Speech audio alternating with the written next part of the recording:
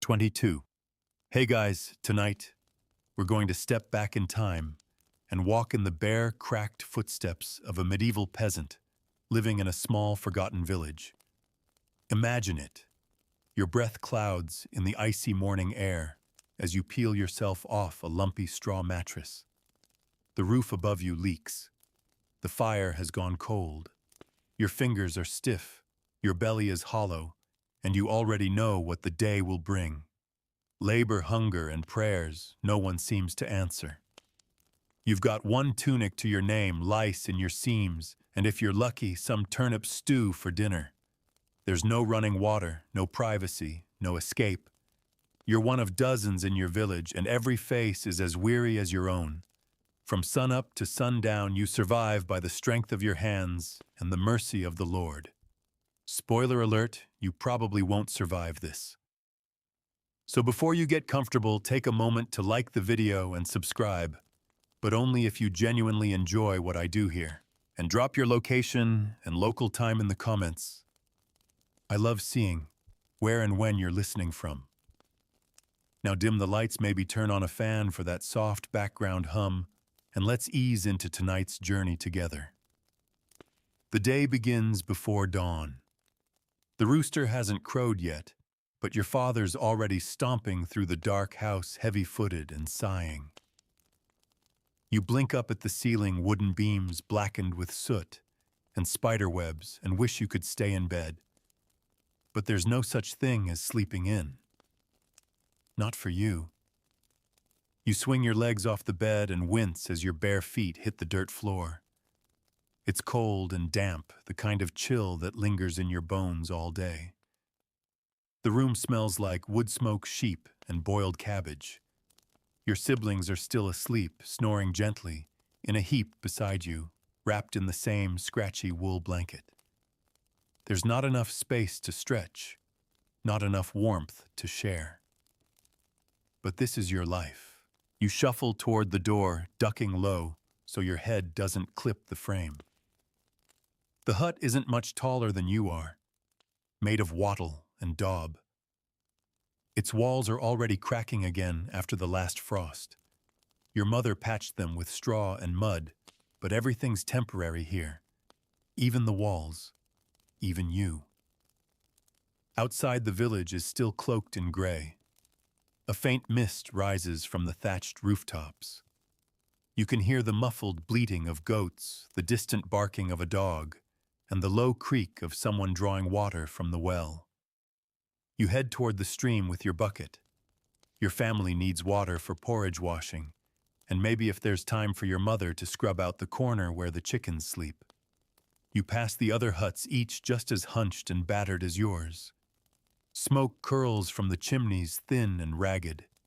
No one has much wood left this time of year. At the stream, you crack a thin layer of ice and dip your bucket in. The water's so cold it burns your fingers. You grit your teeth and carry it back, sloshing a little with each step. Your hands are numb before you reach the door. Inside, the fire's finally lit. Your mother stirs the pot with a wooden spoon, her sleeves pushed up her face, drawn tight with sleep and years of care. You hand her the water and sit by the fire, holding your hands out toward the embers. They barely warm you, but it's better than nothing. Your father enters next, stomping snow off his boots. He smells like manure and frost. He nods once, doesn't speak. He rarely does. Not before breakfast. The porridge is ready a little while later. It's gray and lumpy, made from barley and last night's boiled bones. You eat slowly, blowing on each spoonful. It's not good, but it fills your belly. Mostly. Once the bowl is scraped clean, it's time to work. You step into your boots, wooden clogs lined with straw, and shrug into your wool tunic.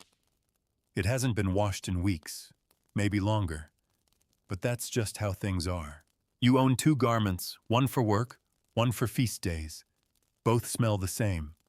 Your job today is to help mend the fence at the edge of the pasture. The cows broke through again last night, and your father is furious. You follow him carrying twine and a hammer. The fence is old, like everything in the village, weathered, splintering, leaning at strange angles. You kneel in the snow and begin the tedious work of repair. The hours pass slowly. Your breath fogs in front of you. Your hands sting.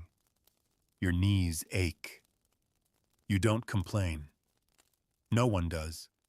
Complaining doesn't feed you. Complaining doesn't keep the Lord's taxmen away. Around midday, the village bell tolls. Not a real bell, just a rusted iron pot someone strikes with a stick. It means stop what you're doing and say a prayer. You rise, bow your head, and mumble the words you were taught. Our Father who art in heaven. The words feel hollow sometimes, but you say them anyway. Maybe God is listening. Maybe he's not. But your priest says he favors the poor. You hope that's true, because you have nothing else. Lunch is a crust of bread with a smear of goat cheese. You eat it on a stump with your sister, both of you chewing slowly, eyes closed. You don't talk much. You're too tired. In the afternoon, you help muck out the barn. The smell is overwhelming. Your boots sink into filth. Your eyes water. You shovel silently, rhythmically, thinking of nothing. Sometimes that's the only way to get through it. Later, you fetch firewood, then carry water again, then scrub your hand raw with snow. By sunset, your muscles throb, your eyelids droop, but you still help your mother with supper, turnip soup and boiled millet. Your father eats first, then your mother, then the rest of you. That's the order. That's always been the order. After supper, the hut fills with smoke. The chimney doesn't draw well when the wind turns. You cough quietly and sit near the fire, mending a hole in your sleeve with clumsy stitches. The priest passes by and calls through the door. He's visiting homes this week, giving blessings. He steps inside, mutters a prayer, sprinkles a little holy water. You bow your head. He nods and leaves. The fire dims. Your family settles onto the floor, packed tight under the blanket. Someone farts. Someone giggles. Someone coughs. You close your eyes. You drift off. Tomorrow will be the same. Work, cold, hunger, silence. But you survived the day, and that's what counts. You wake to the sound of the cock crowing again. It's always the same, like a cruel alarm clock that never breaks, never sleeps in, and certainly never asks if you've had enough rest. You rub your eyes, blink through the darkness, and feel the press of your sister's knees in your back. Everyone's limbs are tangled together under the blanket. Someone's arm is slung over your chest. You don't know whose. You don't care. The fire has gone cold. Again. You can see your breath each exhale a foggy ghost that floats into the air and disappears. Your feet ache before they even hit the floor. You curl your toes, dreading the sting of frozen earth. Still, you rise. You always do. You slip out from under the blanket, trying not to disturb the others. You fumble for your tunic in the dark. It smells like smoke, sweat, and sheep. Outside, the village is hushed beneath a crust of frost. The thatch on the rooftop sparkles in the pale morning light. The fields stretch out like a sea of gray-brown dull and still waiting for spring. It's not here yet. But maybe soon. Your first task today is gathering firewood again. The pile behind the hut is running low. You strap a basket to your back and head toward the woods beyond the pasture. The path is rutted slick with frost. You tread carefully. You've heard of boys falling, breaking legs, or worse, freezing to death before help arrived. At the edge of the forest, you search for fallen limbs, dry bark, anything that will burn. The trees are skeletal in winter, bare and quiet. You move between them like a shadow, snapping sticks, dragging branches, loading your basket, until it leans heavy against your shoulders. As you work, you notice a small bird fluttering from branch to branch, calling out into the silence. You pause, watching it tilt its head. It's a strange thing how something so small can sound so loud when everything else is quiet. Then a shout. You freeze. It's just old Mathilde calling for her goat. But still your heart jumps. Because every noise matters in a village like this. Every sound could mean trouble. A missing animal. A thief. A taxman. You hurry back. At home your sister is stoking the fire. She's 10. Small for her age, but sharp-eyed. She grins when she sees you, and you grin back. Your mother is boiling barley again. It'll be porridge for breakfast and probably again for dinner. You're lucky to have it. You remind yourself of that even though your belly growls the second you smell it. You eat by the fire. The warmth seeps into your hands, into your chest. For a few moments, you almost feel human. Then it's back outside. Today, you and your father are mending tools. The hoe is splitting. The rake is missing teeth. The scythe blade is dull. You sit on a log while your father hammers the iron over a hot stone. Sparks fly. You hand him nails, twine bits of wood. You've done this 100 times. You'll do it 100 more. He doesn't talk much. He never has. But today he mutters something about the Lord's steward coming soon. Time for collection again. Your heart sinks, because that means counting, measuring, taking. You have no say, no appeal. You give what they ask or they take more.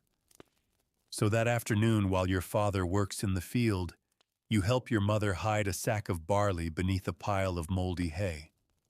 It's risky, but it might be the difference between eating and starving next month. The steward arrives the next day. He's tall, cloaked in fur, seated on a horse that looks like it's eaten better than you ever have. He doesn't dismount, just calls for the reeve who scurries from hut to hut with a wax tablet taking notes. You watch from the shadows of your doorway as he stops at each house, scribbles something, nods without smiling, then moves on. When he reaches yours, your father steps out. They exchange few words. The steward doesn't look your father in the eye. He doesn't need to. He's already won. The reeve marks, a tally points toward the grain shed. Your father nods. They take 2 sacks. Your mother says nothing. Your father just sighs. You don't cry. You've already learned how not to. Later, after they leave, the village is quiet again. A heavy kind of quiet, like everyone's holding their breath. That evening, you help your sister wash rags in the stream. The water is still cold, still biting. Your fingers go numb before the second cloth is clean. You talk just to fill the silence. She tells you about a dream she had about a feast, a castle, a golden dress. You nod, even smile, but don't say you stopped having dreams like that long ago. Back home, supper is the same as always.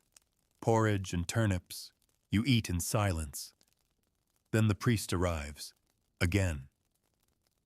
This time he brings a candle, says it's blessed.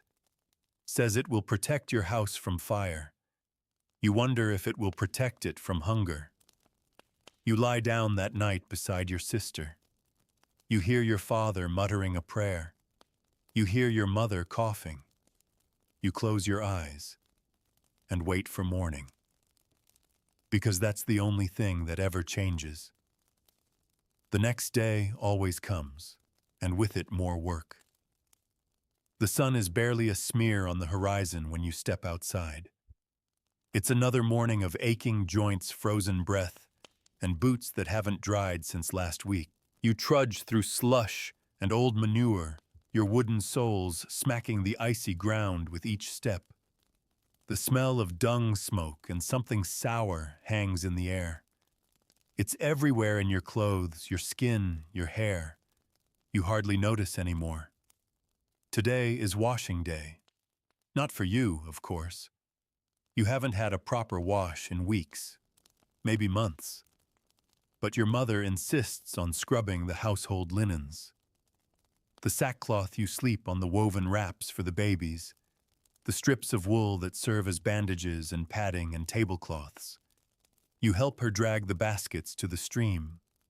The water bites like knives. You scrub until your knuckles bleed. Your fingers stiffen, but you keep moving. Your mother doesn't say a word, but you see the pain in her shoulders. You watch how she dips the cloth, wrings it out, beats it on the flat stone.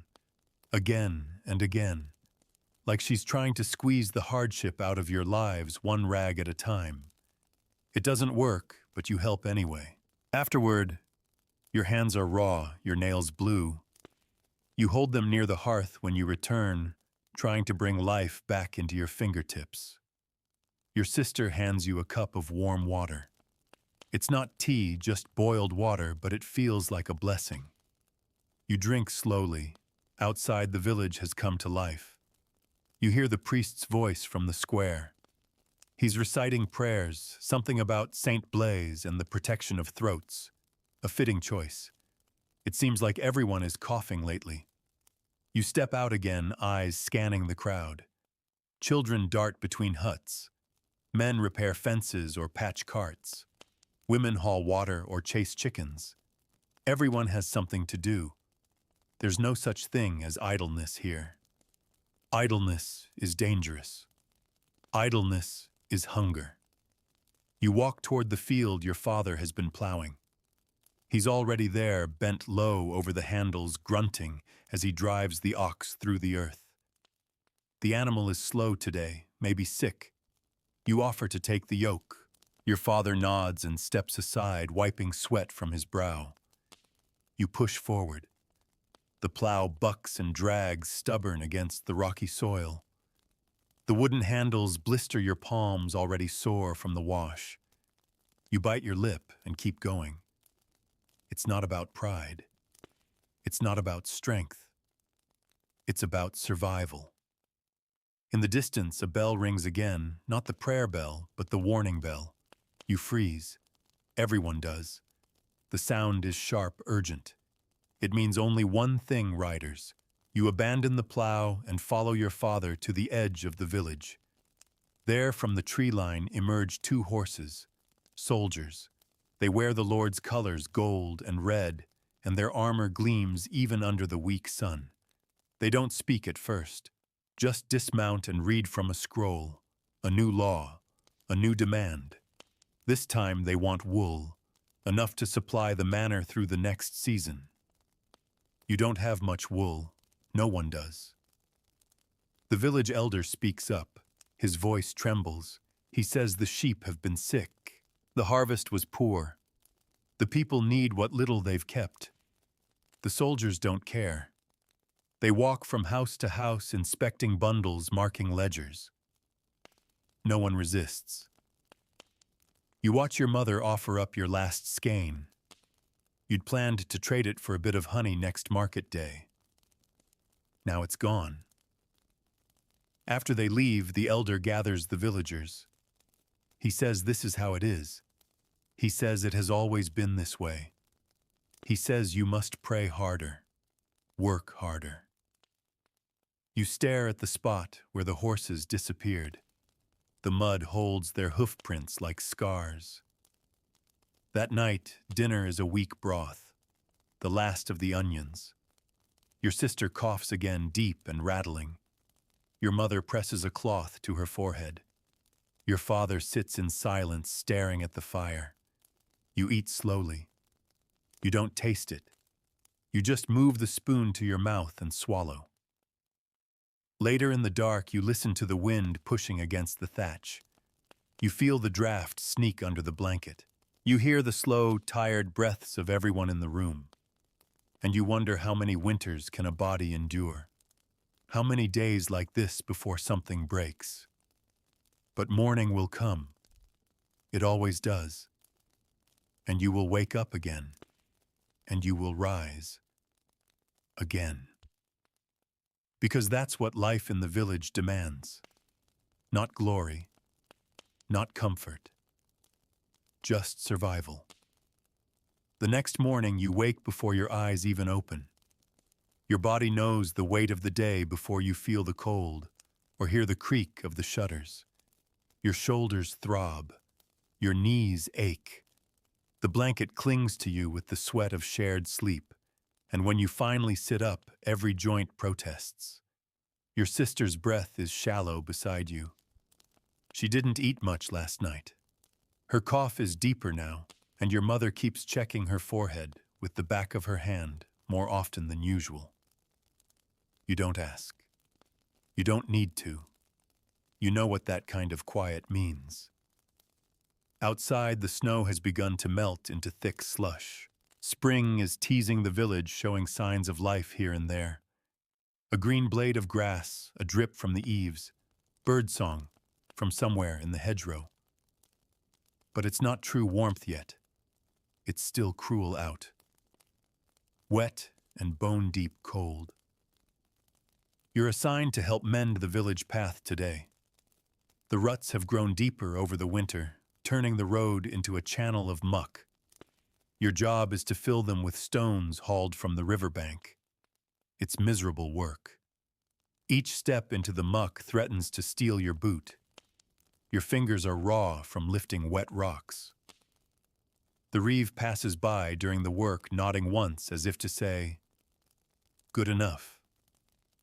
You don't answer. You're not allowed to speak unless spoken to. You glance toward the manor house. It rises beyond the fields, solid and dry and out of reach. A puff of smoke rises from one of its chimneys, and you imagine what it must be like inside, bread baking, real sheets people sitting by the fire with bellies full of meat. It feels like another world. But you're pulled back into yours by the sharp sting of a pebble slicing into your palm. You hiss through your teeth, wipe the blood on your tunic, and keep working. By midday, your back is slick with sweat despite the cold. Your arms tremble with fatigue. Another boy your age works beside you. He tells you his father died in the last tax raid. The soldiers came, found a hidden pouch of dried beans, and dragged him off to the manor. He never came back. You don't know what to say, so you just nod. That afternoon, the priest visits your hut. He brings a basket with dried herbs and a flask of something that smells sharp, maybe vinegar, maybe wine. Your mother thanks him. He prays over your sister, pressing the sign of the cross on her forehead with a trembling thumb. She stares at him without blinking. Her skin is too pale. Her eyes are ringed in gray. She hasn't spoken all day. The priest stays for a while, talks to your father in low tones. You hear the word fever. You hear plague too, but no one says it too loud. No one dares. Because that word plague is heavier than all the stones you carried today. After the priest leaves, your father tells you to fetch more firewood. You go without a word, even though your legs are jelly and your arms feel hollow. You head to the tree line, careful not to stray too far. You don't want to meet another desperate peasant out there. Not now. Not with your sister like this. You carry back half a bundle, and even that feels like it's pulling your bones apart. That night, your mother soaks cloths in the priest's herbs and lays them on your sister's chest. You help hold her still. Her skin burns like coals. You sleep by the fire that night. No one talks. The silence is louder than crying. Your dreams are strange, not of castles or fields, but of water. Endless water, rising fast. You wake with a start. The fire has burned low. Your sister is still. You lean close, hold your breath, watch for hers. She's breathing, barely, but she is, and so you breathe too. The next day is market day.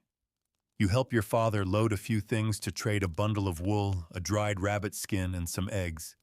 It's not much, but it's all you have left. The market square is muddy, crowded, full of murmurs. People glance at each other with suspicion now. Everyone's watching for signs, coughs, limps, too pale skin.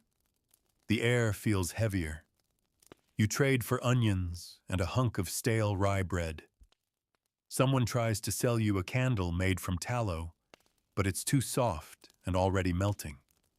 You pass. On the way home, you pass a boy dragging a dead pig on a sled. It's stiff, its mouth open. His face is expressionless. He doesn't look at you. That night, your mother makes onion broth and feeds it to your sister by the spoon. She drinks. She keeps it down. You all breathe a little easier, but no one says anything. You know better than to tempt fate with joy. Because in the village, joy is not free. It costs, and you've already paid too much. Spring arrives slowly, like an old man dragging his feet across the village. One day, the frost doesn't return. The next, the wind softens, and then suddenly you hear it water. The stream near the woods, once locked under ice, now runs freely again. It's a quiet sound, but to you it feels like the loudest thing in the world. You step outside and sniff the air. It's different. The scent of thawed earth, wet leaves, something green returning.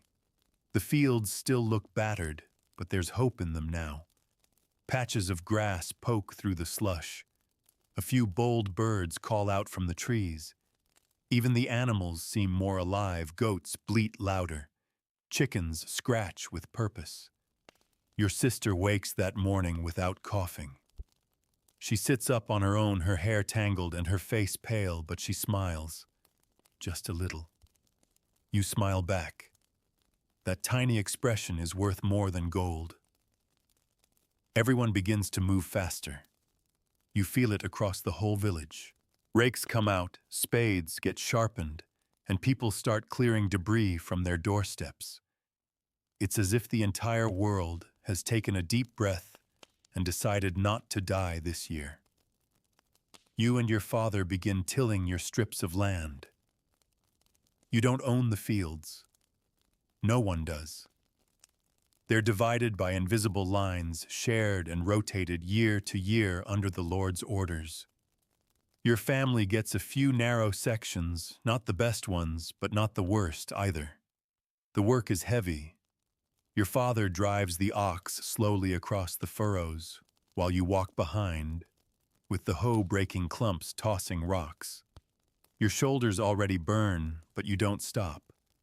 Because if you don't sow, you don't eat. It's that simple. Some of the seeds are your own, saved from last year, carefully dried and guarded through the winter. Others were borrowed, traded, or taken from the Lord's storehouse with promises to return triple in harvest. Debt is another crop here. It always grows. While you work, you hear the other families singing.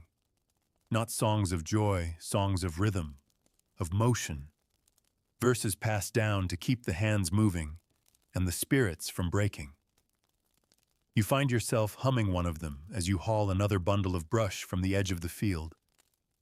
In the evening, your mother makes pottage with the new onions and dried herbs. It smells fresh, lively. You eat it slowly, letting the flavor coat your tongue. You almost cry. Later by the fire, your sister braids her hair. Her hands still tremble, but her voice is strong.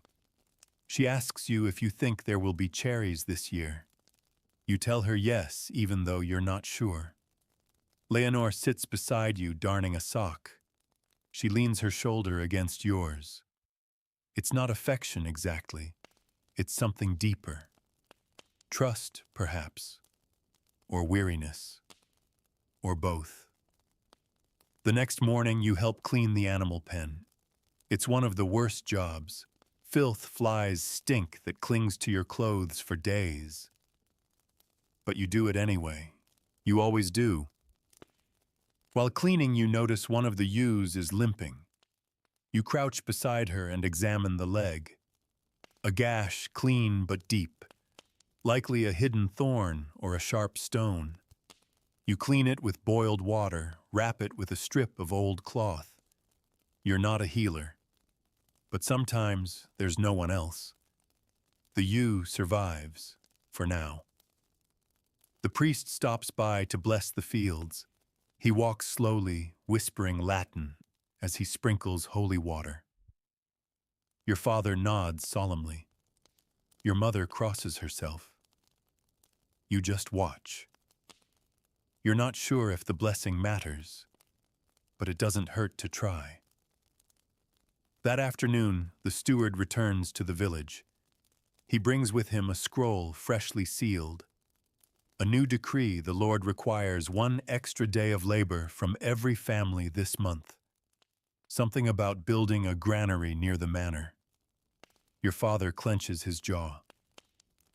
Your mother doesn't speak. It means less time in your own fields. It means less time tending your sick sheep. But you go. Because if you don't, the punishment will be worse than hunger. You arrive at the granary site early, along with dozens of others. You carry stones, mix lime, haul sand. The work is brutal. The foreman shouts often. He carries a switch and uses it on the lazy or those he thinks are lazy. Your back screams. Your legs shake. By the end of the day, you've earned nothing. No coin, no food. Just the knowledge that you did what was asked and didn't collapse. That night, Leonore rubs your shoulders with an herbal salve. Her hands are rough but gentle. You don't speak. You just let her touch remind you that you're still alive. You sleep hard, and in your dreams you see fields of gold. But even in dreams, you know it will take every drop of sweat to make that image real. Because in a village like yours, hope only comes with labor, and rest is just a short silence between 2 long days. You rise with the sun, though your body begs for another hour beneath the blanket. Your limbs are stiff and your back still remembers yesterday's labor at the granary. But the village doesn't wait for aches. The animals are already stirring. The wind rattles the shutter, hinting at a warm day ahead. You drink a cup of barley water your mother has prepared. It's warm, at least. No one speaks much in the morning, only the sound of chewing, slurping, and the low creak of the hut's beams overhead. Your sister hums softly under her breath. You don't recognize the tune. Maybe something your mother used to sing. Today is planting day. You've waited for this, prayed for it. The earth is finally dry enough, and the seeds have been counted and rationed. It's a delicate balance. Too many in the soil, and the yield will be poor. Too few, and there won't be enough to last the winter. There's no room for mistakes. You and your father walk the length of your strip in the open fields. It's long and narrow, wedged between 2 others. You recognize the landmarks, stones, tree roots, a crooked post that marks the end of your claim. These fields have been shared for generations. They belong to the Lord, but in truth, they belong to the hands that work them. You begin by turning the topsoil again with a wooden hoe. The blade is dull, and every stroke jars your shoulders. Your father walks behind you, dropping seeds into the shallow furrows. You follow using your foot to press the soil closed. It's a rhythm you both know by heart. Other families work nearby. The clink of tools, the low murmur of voices, the occasional bark from a dog. This is the closest thing your village has to music. By midday, the sun is high and sweat clings to your skin. Your tunic is damp and smells like damp wool and churned earth. Your sister brings bread and spring onions wrapped in cloth. You eat under a tree, drinking from a shared flask of watered-down ale. It's warm and sour, but it settles your stomach. Leonore joins you carrying a bundle of wild herbs. She's been collecting them for tea salves and trades. She squats beside you and hands you a sprig of mint. You chew it slowly, letting the sharpness cut through the taste of sweat and dirt. You glance at her. Her cheeks are flushed from the sun. Her hair is tied back with a scrap of blue ribbon. She sees you looking and raises an eyebrow. What she asks? Nothing, you reply and look away. But something in your chest shifts. After lunch, you finish the last row. Your body groans with each movement, but the work must be done today. A single day's delay can ruin a harvest. Your father grunts in satisfaction as the final seeds are buried. He kneels and makes the sign of the cross in the dirt. That night, your mother prepares a rare treat, flatbread, with herbs and garlic. You don't ask where she got the ingredients. You just eat and savor every bite. Your sister seems better. The color has returned to her cheeks. She's quieter than usual, but when your father makes a rare joke about goats being smarter than men, she laughs out loud. The sound fills the room like birdsong. Later, you help your mother collect kindling for the evening fire. The moon is already rising pale and soft in the sky.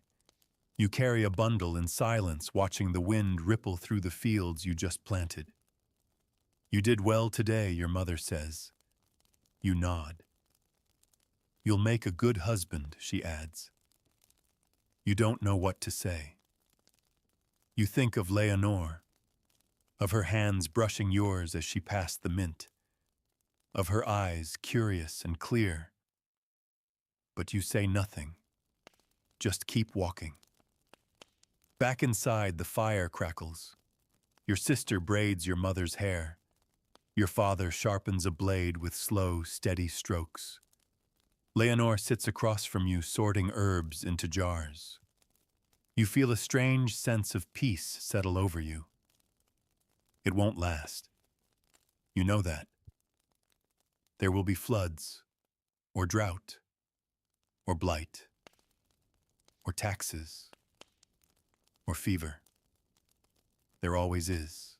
But tonight, the fields are planted, the fire is warm, and no one is coughing. And sometimes that's enough. You lie down and close your eyes. You picture the seeds in the ground, sleeping in their dark beds, waiting to rise. And in the quiet of the hut, wrapped in warmth and stillness, you let yourself hope.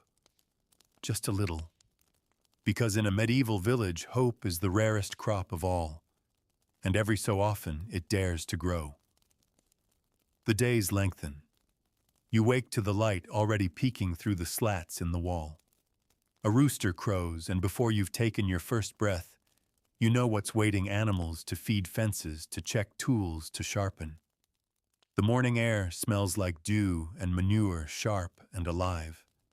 You stretch slowly. Your body's not rested, not really, but it's ready. Your sister has taken to rising early with your mother. She's strong again, or getting there.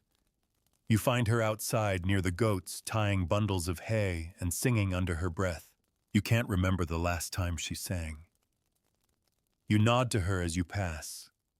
She flashes a grin, gap-toothed and quick. It makes your chest feel light. You head toward the commons where you and your father keep the cart. Today you're hauling stones to the riverbank to reinforce the footbridge. The rains will come soon, and if the bridge washes out, the village is cut off from the road to market. That means no salt, no tools, no trade. Other villagers are already gathered, shovels and picks in hand. You recognize them all, of course you do. You've known them since you could walk. Alain the cooper with his twisted back. Marta with her squint and sharp tongue. Gervais the baker's son, now taller than anyone else and always laughing. You join them without words. Just a nod, a glance. That's enough. The work is slow and heavy. You lift one stone at a time, muscles burning, palms blistering again, even through your calluses. The river runs fast and muddy nearby, and the spring wind carries hints of wild garlic and cow dung. Someone brings bread mid-morning. It's coarse, black, dense.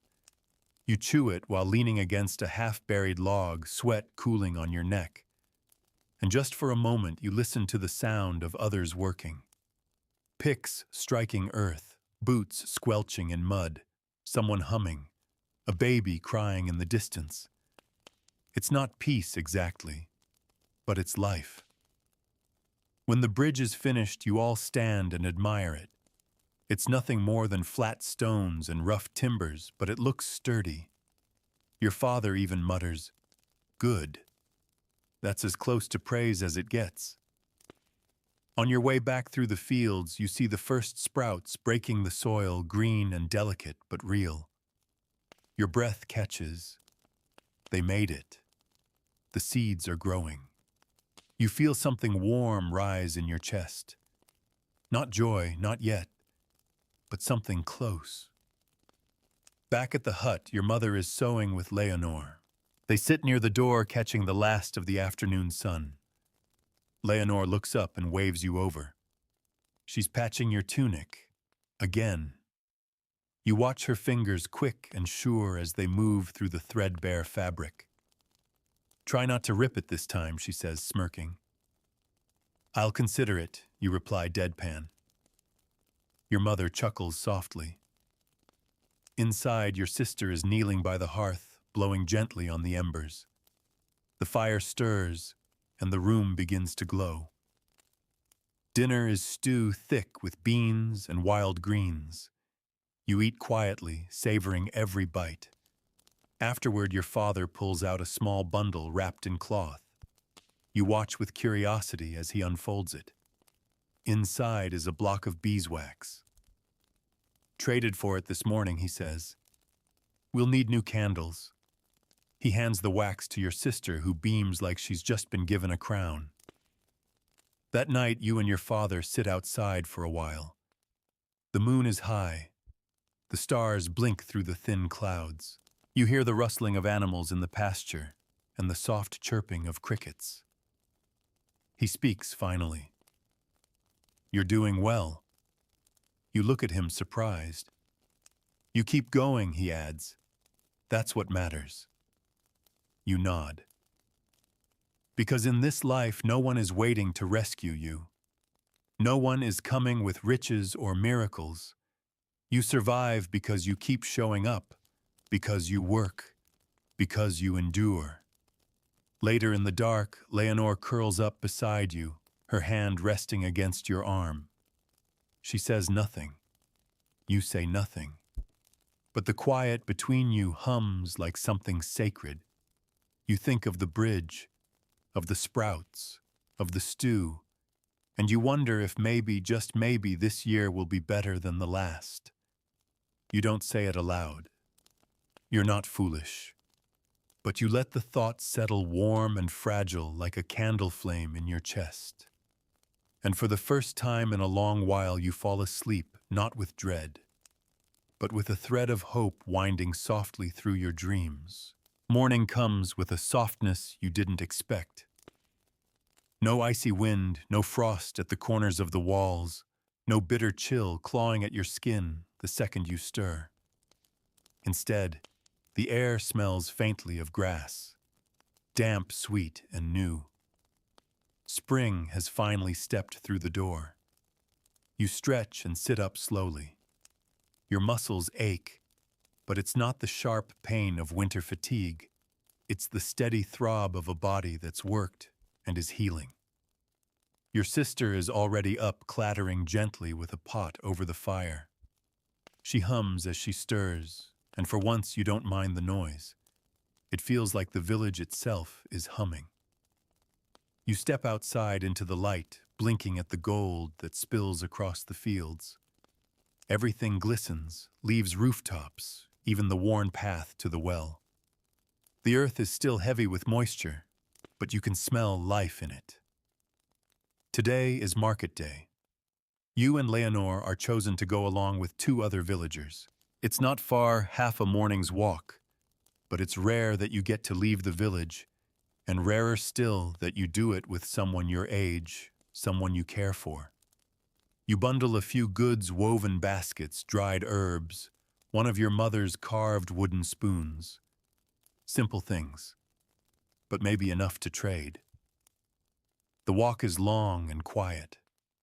Birds chatter above you, and the road winds between pastures and copses of trees still waking from winter.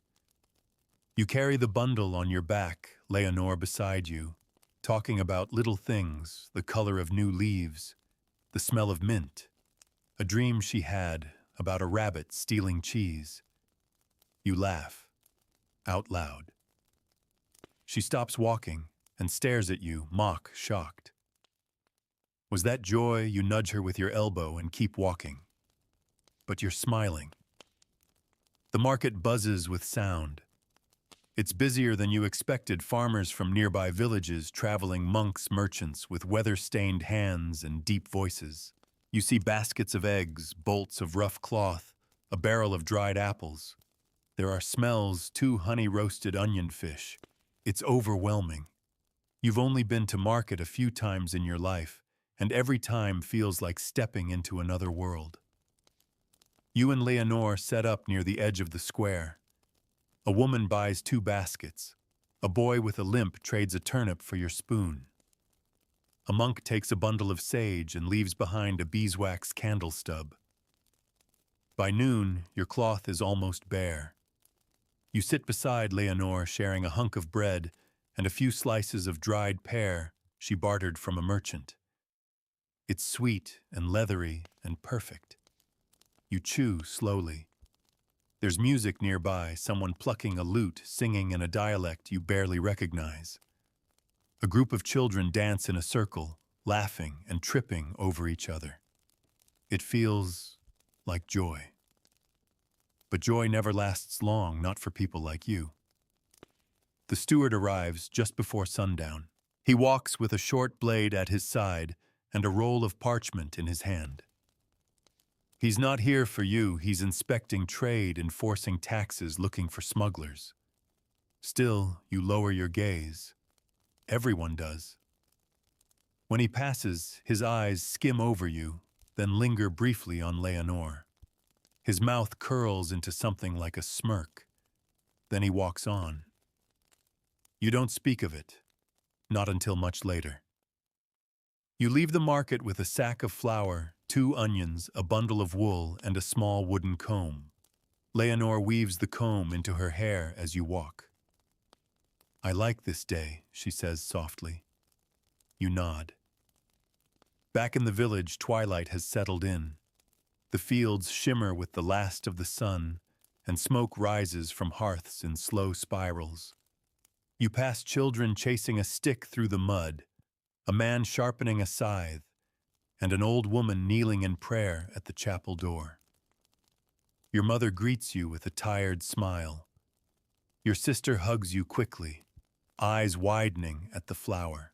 Your father takes the wool without a word, but he holds it for a long time before setting it aside like it's something more than cloth. That night, you and Leonore sit outside, backs against the hut, knees touching. The moon is round and low, painting the village in silver. Do you think we'll always live here? She asks. You shrug. It's all we know. But if we could go somewhere, anywhere, where would it be? You pause. The sea, you say. I want to see the sea. She smiles. I want to see a city, with walls and bells and towers so tall they touch the sky. You both laugh, knowing it's unlikely. Still, the dreams are soft and you let them wrap around you like a warm blanket. Later, as you lie down to sleep, you think of the road, of how wide it felt, how free. And you wonder how much of this life is fate and how much is just habit passed down like your father's hoe or your mother's soup spoon. But the thoughts fade and sleep takes you.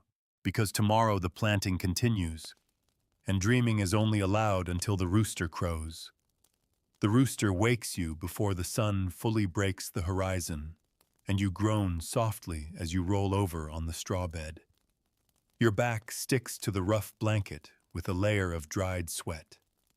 Sleep never feels long enough, never feels like rest, just a pause between tasks. You sit up and look around. Your sister is still curled up, breathing steady. Your father is gone already, probably in the pasture. Leonore stirs beside the fire, feeding it slivers of wood, like it's a fragile bird. She nods at you, no words needed. You pull on your tunic, damp and wrinkled, and step outside. The village glows gold in the morning light, but you know better than to be deceived by the beauty. You've learned that sometimes the prettiest days are the hardest ones. There's a fence to mend. One of the oxen broke through again last night and nearly trampled the herb patch. Your mother wasn't angry, just exhausted. The wood for the post is green and stubborn. You'll have to shave it down with a dull blade that hasn't been sharpened properly in months.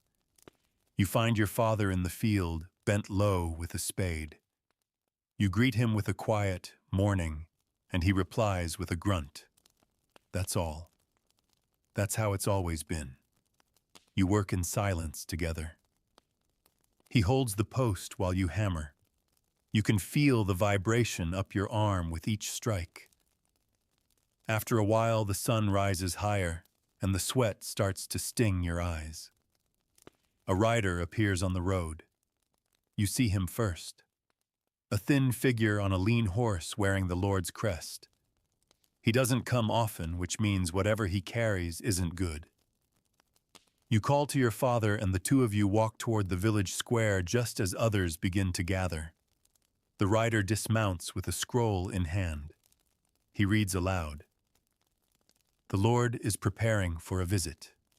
Your heart drops. A visit means taxes. A visit means gifts. A visit means weeks of extra labor cleaning and repairing what normally goes ignored. The reeve steps forward, bowing so low he nearly tips over. He listens, nods, then turns to the villagers. You all heard, the Lord arrives in 8 days. He expects a clean village, a warm meal, and a proper welcome. There's murmuring. Someone curses under their breath. You feel the familiar pit forming in your stomach. 8 days. That's not enough time to scrub the filth from the corners of the village or from the memories of your lives. But no one argues. Because everyone knows what happens if the Lord is displeased. You spend the next few days in a blur of motion. You haul stones to fill potholes. You scrape soot from chimney walls. You help carry waste to the edge of the woods and dump it into the pit, gagging with every step. Your hands are blistered again. Your knees bruise. Leonore helps mend the torn banner that will be tied to the chapel. She works by candlelight long after everyone else sleeps, her fingers bleeding where the needle pricks. The day before the visit, the steward arrives to inspect the progress. He finds faults everywhere, tells the baker to fix his shutters, demands fresh straw on every doorstep, insists the livestock be tied far from the square so the Lord's nose isn't offended. You watch him strut through the village with his clean boots and clipped speech, and you wonder how someone can live so near you yet know so little about what life is like here. Finally, the morning comes. The village lines the path, every man, woman, and child scrubbed and dressed in their best, meaning the least ragged tunics and the cleanest faces you can manage. The Lord's procession enters slowly, 6 riders, 2 carts, and 1 tall man in a velvet coat who sits on a horse the color of smoke. He barely looks at the people as he passes, just nods once when the priest offers a blessing. The reeve greets him with trembling arms and leads him to the feast prepared in the chapel hall. There's roast chicken, one of your own, you recognize it, and honeyed carrots. Bread baked fresh that morning. Wine bought on credit. You and the others wait outside. You aren't invited in, of course not. The feast is for him. You just made it. Later, as the carts roll away and the Lord disappears down the road, the village exhales. The work isn't done. Not really. You're left with less than before. But you survived the visit. That night you collapse on the floor, too tired to eat. Your body aches in new places. Your palms are torn. Your feet blistered. Leonore lies beside you.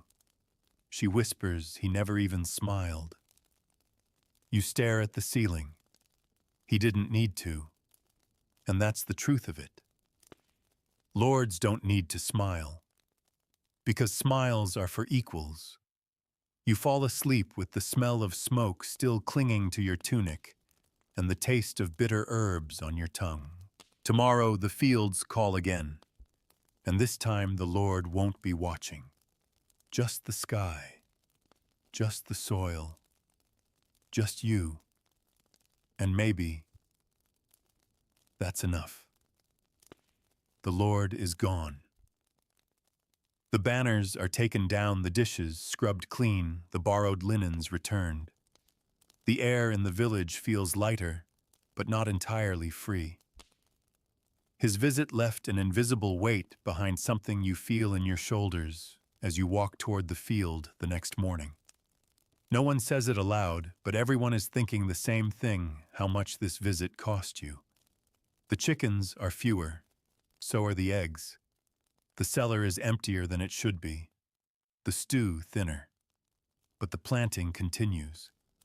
It has to. The seedlings are taller now, trembling in the breeze like they're afraid of the sky. You and your father tend to them carefully. The soil is good this year, rich, dark, and forgiving. That's a gift. One of the only ones you can count on. As you work, you spot weeds, bold and stubborn. You yank them up by hand, careful not to disturb the roots of your precious sprouts. It's slow, tedious labor, but also quieting. Your hands move, your thoughts drift. You think of the sea again, and of Leonore. She's not in the fields today. Your mother sent her to help the midwife. One of the village women, Claire, the weaver's daughter, is in labor. You shudder at the thought. Birth is a common thing, but never easy. You've seen the aftermath before, the silence that follows when a child doesn't cry, or when a mother doesn't open her eyes again. By mid-morning, you sneak away to bring water to the hut where the midwife lives. You don't enter, just set the jug down near the door. But through the cracks in the wood, you hear a scream, raw and deep and terrifying. You walk away quickly, but the sound follows you. Back in the fields, you keep your head low and hands busy. The sun climbs higher, and the air thickens with the scent of crushed grass and sweat. At midday, you return home. Your sister isn't there. Your mother is chopping turnips with quick, anxious strokes. You don't ask questions. You just help. Eventually, Leonore comes back. Her dress is stained, her arms smudged with ash and herbs. She doesn't speak at first, just washes her hands at the basin and sits down heavily by the hearth. She lived, she says after a while. The baby, too. You nod, unsure what else to do. She adds, barely. Then she goes quiet again. That evening, the village breathes easier. There's a strange sense of gratitude, though no one speaks it. The mother lived. The child is alive. In a place where death feels like part of the rhythm, a birth feels almost like rebellion. You and Leonore sit together near the pasture, the sheep grazing in crooked lines nearby. The air smells of wet wool and clover. She was screaming, "You say more to yourself than to her." She was. Leonore replies. But she fought. Harder than anyone I've seen. You look at her, the fading sunlight touching the edge of her cheek.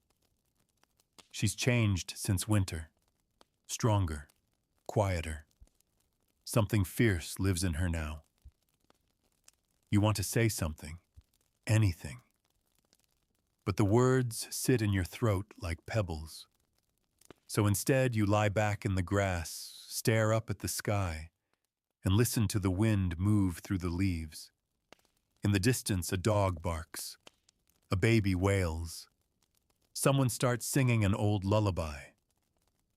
The village returns to its rhythm.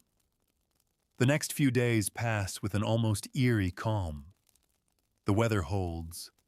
The crops stretch higher. The goats are fat and loud. You help build a fence around the herb garden. Your mother has decided to grow more than just kitchen plants this year. She wants mint yarrow fennel things to trade and barter, things that soothe the body when nothing else can. You dig the post holes with a broken spade. Leonore holds the stakes steady. You don't talk much while working, but there's a comfort in that silence. At one point, she wipes sweat from her brow and says, "We could build something better than this, you know." You glance up. The fence, no, she says. The village, life, all of it. You don't laugh. You don't dismiss her, because in that moment you believe her. Later, your father takes you to the forest's edge. There, under a canopy of green, you search for firewood. He shows you how to spot dry branches, how to snap them clean, how to carry them without cutting your hands. "We'll need more before winter," he says. You nod. You know. You always do. As you walk home with arms full of wood, the sky darkens behind you. The scent of rain rides the wind. A storm is coming. You quicken your pace. Because in a medieval village, you don't outrun storms. You prepare. You brace. And you hope the roof holds. The storm hits just after nightfall. You hear it coming, first low rumbles in the distance, like the earth itself is muttering something angry. Then a sudden hush, as if the whole village is holding its breath. The wind picks up fast, slapping the shutters' cones, making the roof groan. You and your father rush outside to tie down the goat's shelter. Your hair whips into your face, rain hitting you like pebbles. You barely manage to lash the door shut before the first real crash of thunder splits the sky. Inside the hut is chaos. Water leaks from the corner where the roof hasn't been patched properly. Your sister places a bucket under it. The fire sputters. Your mother throws a wool blanket over the hearth to keep the embers alive. You and Leonore huddle near the center of the room, away from the thin wooden walls. The sound is overwhelming wind rain cracking wood, the roar of something that feels bigger than the sky. You think for a moment of the chapel, of the graves outside it, of how many lives have ended with weather like this. There are no warnings, no sirens, no forecasts here, just instinct and prayer. Hours pass like this. You sit with your knees pulled to your chest, trying not to flinch every time lightning flashes through the window. The village has gone quiet beneath the storm, not in peace, but in waiting. Eventually, the wind eases. The rain shifts from an angry drumbeat to a gentle patter, and then finally, silence. You don't sleep. None of you do. At dawn, the sky is the color of ash. The village emerges like survivors from a shipwreck. Neighbors step outside, cautiously blinking into the fog. Roofs are damaged. A few fences flattened. The Cooper's tree has split down the center. But no one is missing. No one died.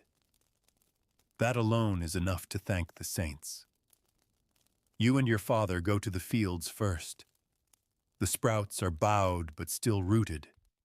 Some drowned patches, some flattened rows, but the bulk remains. You breathe out slowly. It could have been worse. So much worse. Back at home, the work begins again. Storms don't just pass, they leave things to fix. You help rebuild the herb fence.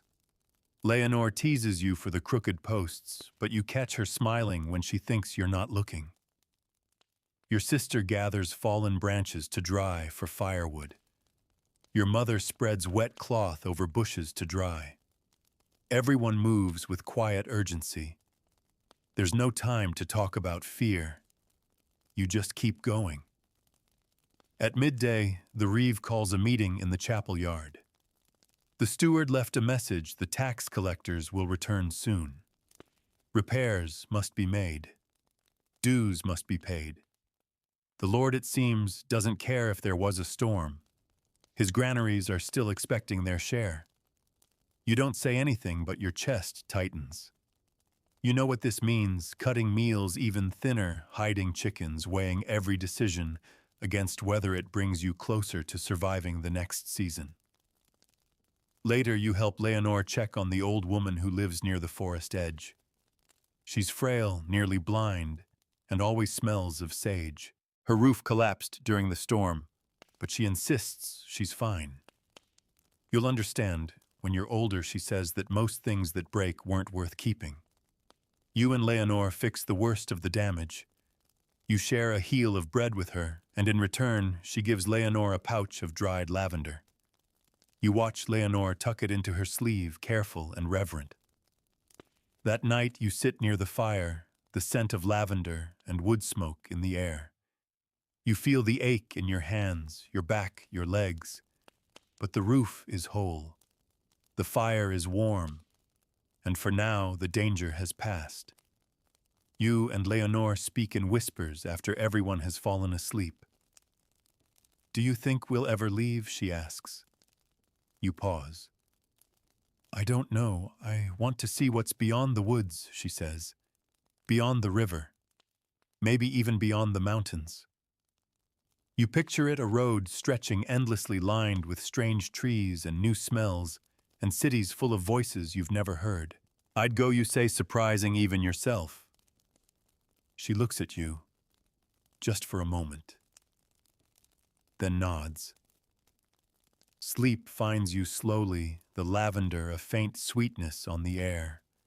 And just before you drift off, you wonder if you left, if you followed that road. Would you miss this place, the mud, the hunger, the storms? Or would it become just another dream from another lifetime that began in a crooked little village with a fence and a field, and a girl who dared to imagine more? The days after the storm fall back into a rhythm, not because life becomes easier, but because it must. You rise, you work, you sleep. The soil doesn't care about the holes in the roof, and the Lord's taxes won't wait for pity. The only direction you know is forward. You're helping mend a wall today. Not yours, but your neighbor's Etienne the thatcher, who lost the entire north side of his hut in the wind. He's too old to rebuild it alone, so you join a group of other villagers. No one gets paid for this, of course. But if Etienne's roof stays broken, it'll bring cold and sickness to the village. And that matters more than coin. You carry the stones from a collapsed fence one by one. Each is heavier than it looks. You smear mud between them, wedge slats of damp wood, and curse under your breath when it all shifts crooked again. Your arms burn, your hands throb. But when you look up, you see Leonore working nearby, mud on her cheek hair, tied back, eyes narrowed with focus. It gives you just enough strength to keep going. By late afternoon, the wall stands wobbly, uneven, but standing. Etienne claps you all on the back, one by one, and disappears inside his repaired home without a word. It's the most gratitude you'll ever get. But no one minds. You and Leonore walk home side by side, feet dragging in the dirt. "I heard there's a fair coming to the next village," she says, "at the end of the month." A fair, you ask. It feels like someone just whispered a dream into your ear. She nods. There'll be music, maybe even roasted meat. You look at her sideways. You believe that?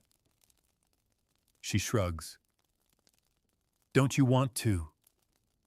The question stays with you that night as you sit beside the fire, your mother spinning flax, while your father patches a shoe with a bit of twine. Your sister has taken to singing softly when she works old lullabies half-remembered. The same songs your mother used to sing to you before the days got too long and the nights too cold. You stare into the flames wondering what a fair might feel like. A place where music plays not for the Lord, but for everyone. A place where no one is counting out barley for taxes or patching roofs under threat of hunger. A place where maybe, just maybe, you can forget you're a peasant. Just for a moment. The idea feels almost dangerous. The next morning, the reeve calls another gathering. The Lord has requested another round of supplies, dried herbs, cured meats, small crafts. There's talk of needing more wool, more labor, more time. No one argues, but the tension tightens like a noose. Later, you visit the weaver's wife to trade a small bundle of firewood for some leftover flax. On the way, you pass by the chapel and see Claire, the new mother, sitting outside with her baby. The infant is swaddled in patched cloth skin as pale as milk. You stop unsure what to say. He sleeps, Claire whispers. For now. You nod. He's strong. He has to be, she says without smiling. You remember the screams, the storm, the smell of wet earth and blood. You also remember the lavender in Leonore's sleeve and the way her eyes refused to look away from the pain. When you return home, your mother is kneading dough. She presses down with her palms over and over, muttering a prayer between breaths. You've never asked which saint she prays to. Maybe none. Maybe all of them. That night you sit outside with Leonore. The moon is a thin crescent like a knife hanging in the sky. What would you do at the fair, you ask? She leans her head back. I'd dance, you laugh softly. I've never seen you dance, Lem. Then you haven't been looking. You're quiet a moment. Then I'd eat roasted apples. With honey. Maybe two. She smiles. You'd make yourself sick. Worth it. A wind picks up, but it's gentle. It smells of wild herbs and distant fire. She turns to you. What if we didn't come back to the village, she nods. You don't answer. You're not sure if the silence is your fear or your hope. Later, after you've both gone quiet, she rests her head on your shoulder. For a moment, you pretend the world outside this moment doesn't exist. There's no Lord, no taxes, no endless labor. Just two souls sitting under a sky too wide to hold their dreams. And in that sliver of stillness, you feel it again, that fragile, foolish thing called possibility. The days blur. The calluses on your palms deepen. The mornings arrive a little earlier, the sky holding more light.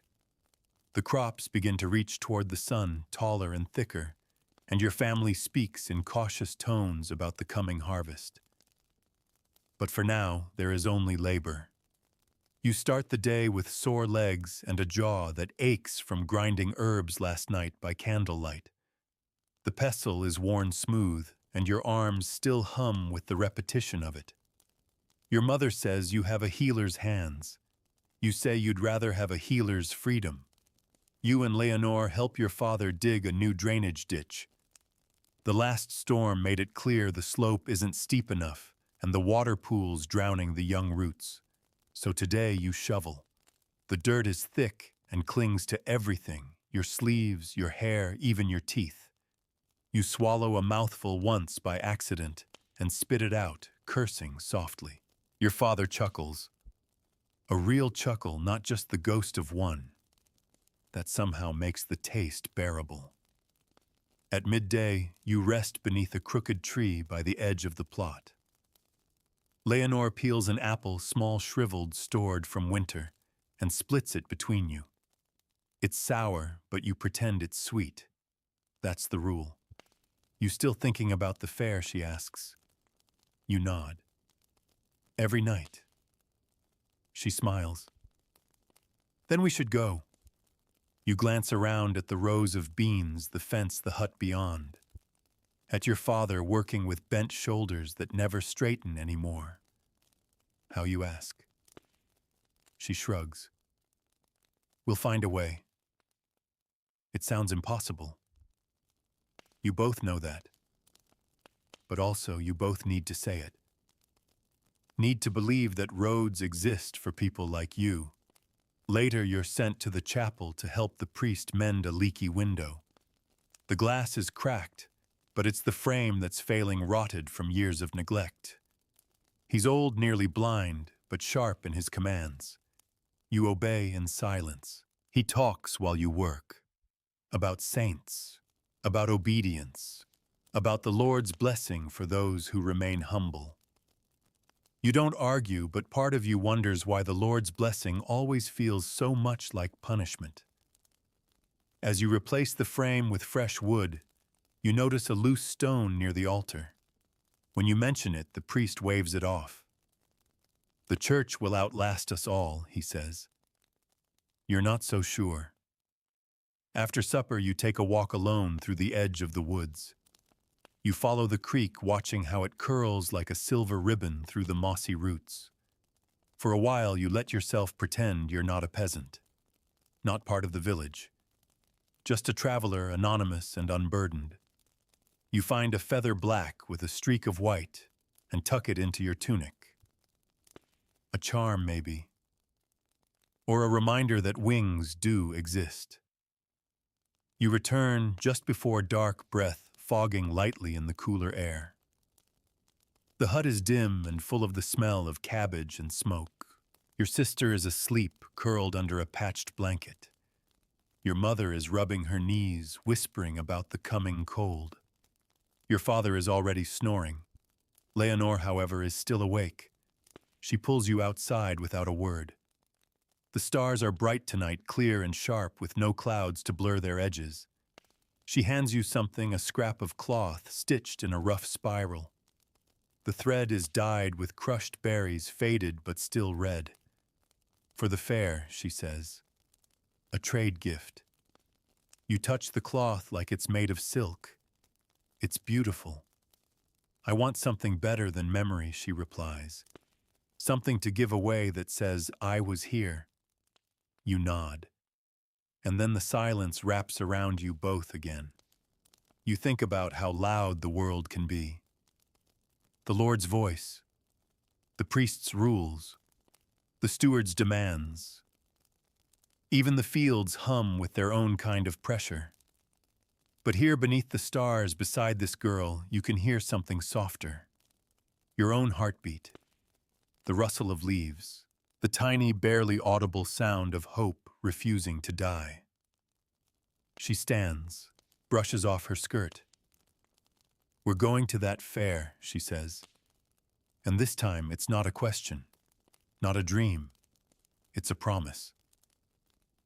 You watch her go back inside, and for the first time in a long while, you let yourself believe in the possibility of more. Not just survival, not just obedience, but something greater.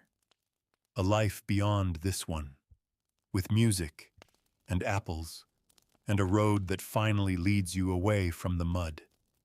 The fair becomes a beacon, a small flame in your mind that refuses to go out. Every weed you pull, every chicken you feed, every shovel of dirt you heave, it's all done with one thought, echoing louder than the pain in your back. I'm going to that fair. The days shorten. The heat lingers a little longer than it should, which worries your father. Too much sun can dry out the crop just before it matures. He watches the sky more than usual, squinting at clouds like he's reading signs. Your mother preserves food in silence. The way she salts meat and lays cloth over drying herbs feels heavier, more urgent. You find yourself working faster, more willingly. There's purpose now. Not because the Lord expects it, not because survival demands it, but because something finally is yours. A goal not handed down by someone with a title, but whispered between you and your sister under a sky too wide to contain you. Leonore has been weaving. At night, she stitches small pouches from leftover fabric, embellishing them with loops and stars and twisted knots. She plans to trade them for honey or a ribbon, or maybe a tin cup that's not bent. You help when you can, threading needles, cutting cloth, holding the end taut while she pulls. Your mother notices. Of course she does. One night while your father sleeps, she sits beside the hearth, spinning wool, and says without looking at you, "Fairs are for people with coin." You pause. "We'll trade." She doesn't speak for a long time. Then finally, don't get your heart set on the world outside. It doesn't want you. The words settle on you like a blanket dipped in ice. But you don't answer. Because you've seen enough to know the world doesn't offer invitations. You have to walk into it anyway. 2 days before the fair, you wake early. The air smells like damp straw and ash. You help your father stack kindling, then run errands for the priest, carrying a heavy jar of honey and a basket of apples donated by a nearby village. They're meant for the chapel's autumn altar. You steal one. Just one. It fits perfectly in your palm. You and Leonore sit by the stream that night and share it. It's mealy, half bruised, but still sweet. And for a moment, it's easy to pretend you're not who you are. She shows you the pouches she's finished, 10 of them, each stitched with care. "They're not perfect," she says. "They're real," you reply. She smiles. On the morning of the fair, you rise before dawn. You wear your least tattered tunic. Leonore braids her hair with a strip of blue ribbon saved from your mother's wedding chest. Your father eyes you warily, but says nothing. Your mother gives you each a small packet of barley and 3 strips of dried venison. She doesn't say good luck.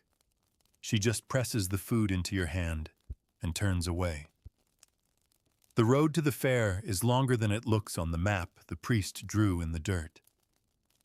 You and Leonore walk for hours past the familiar edge of the forest, across fields you've only ever heard about in stories, over a wooden bridge that creaks with every step. The sun climbs higher. Your legs burn. Your stomach grumbles. But then in the distance you hear it. Music. High and lilting and strange. Pipes, drums, laughter. The scent of roasted onions and baked pears drifts across the wind. You turn a corner and see it, the fair, alive and glittering in a way that nothing in your village has ever been.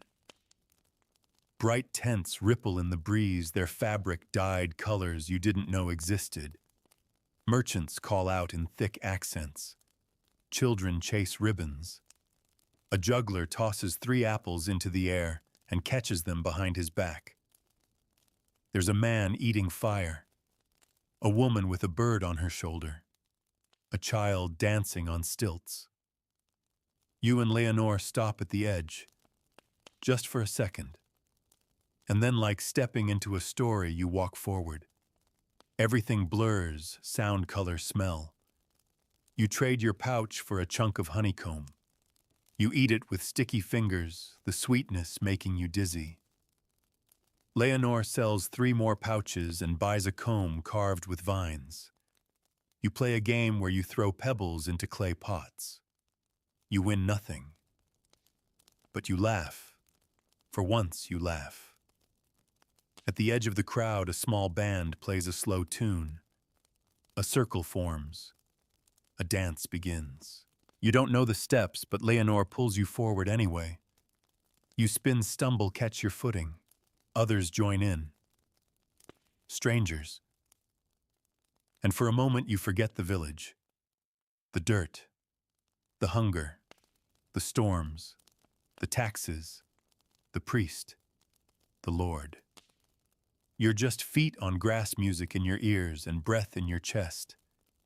And when the music ends and the dance fades and the sky begins to dim with the gold of evening, you realize something: the world may not want you, but it doesn't get to decide who you become. You leave the fair when the sun begins to sink behind the trees, trailing fire across the sky. The road home feels longer, as if time itself wants to stretch out the memory. Your feet ache, your shoulders sag, but there's a smile in your chest, still warm like a coal wrapped in cloth. Leonore walks beside you, humming one of the songs from the fair. Every now and then she fingers the carved wooden comb in her pocket, as if checking to make sure it wasn't a dream. You both smell like smoke and cinnamon and crushed grass. The sky deepens from gold to purple. Stars blink into view, and the village comes into sight. It's strange returning. The walls of your hut are the same. The fences still lean. The goat bleats from its pen, unconcerned that you've seen more in a single day than in most of your life. Inside, your mother is stirring a pot over the fire. She doesn't scold you for staying out late. She doesn't ask what you saw. She just hands you each a piece of bread and says it. You do quietly, gratefully. Later that night, while your sister sleeps and your father mumbles through a dream, you and Leonore sit on the threshold of the hut, legs dangling in the cool night air. Neither of you speaks for a long while. Then she says softly, "I don't want this to be the only time." You don't answer. You don't have to. She turns to you, her voice steadier now. "We could leave. Not now. Not tomorrow. But someday." You glance toward the fields, the forest, the horizon beyond. You think of the fire eater, the juggler, the music, the weightlessness of dancing in a circle of strangers who didn't know your name and didn't need to. You think of the carved comb, the pouch, the honey. You think of how you felt standing in the middle of that fair, not small, not powerless, just alive. "We will," you say. And you mean it. The next morning comes like every other. You wake before the sun. You haul water. You feed the chickens. You kneel in the dirt to check the plants. But everything is different. Because now there's a thread running through you, quiet and invisible but strong. It pulls you forward. When the steward comes next week and demands more barley than you have, you'll find a way to make do. When the winter winds howl through the cracks in your walls, you'll huddle with your sister and tell her stories of music and fire and sweetness. When your father sighs and mutters that nothing ever changes, you'll press your lips together and hold your silence, because now you know something he doesn't. The world is wide, and you've seen enough to believe you can walk into it. You begin saving small things: a bent spoon, a bit of red thread, 2 whole apples hidden beneath the floorboards. Not because you plan to run, not yet, but because one day when the time is right, you will. And on that day, you'll walk away from the village with nothing but your name, your sister, and your dreams. And that will be enough, because you're no longer just a peasant in a medieval village. You're a traveler in waiting, a heart full of memory, and a fire that no one, not even a lord with a dozen knights, can ever put out. So now, as you lie there beneath the quiet hush of your own room, safe in the warmth of the present, you can let go of the weight of muddy paths and sleepless nights by the hearth. Let the village slip gently away. Let the chickens, the cold, the stern-faced steward melt into shadows. The smell of roasted apples still lingers faintly in your mind. The music from the fair hums softly just behind your eyes, that feeling of dancing with bare feet in the grass. It's still there, tucked somewhere beneath your ribs. You've carried the day with all its aching labor and quiet beauty as far as you needed to. Now you can set it down. Gently, with care. Let your breath slow, in through the nose, out through the mouth. You're not in the fields anymore. You're not bent over grain or grinding herbs or counting eggs that won't stretch far enough. You're here, now. In this soft cocoon of blankets and whispers and stillness. Close your eyes. The road doesn't need to be walked right now. The horizon isn't going anywhere. It will wait for you quietly, just like the moon waits for the tide. And when you're ready tomorrow or the next day, or sometime after, you can step onto that path again. But for tonight just rest. You've done enough.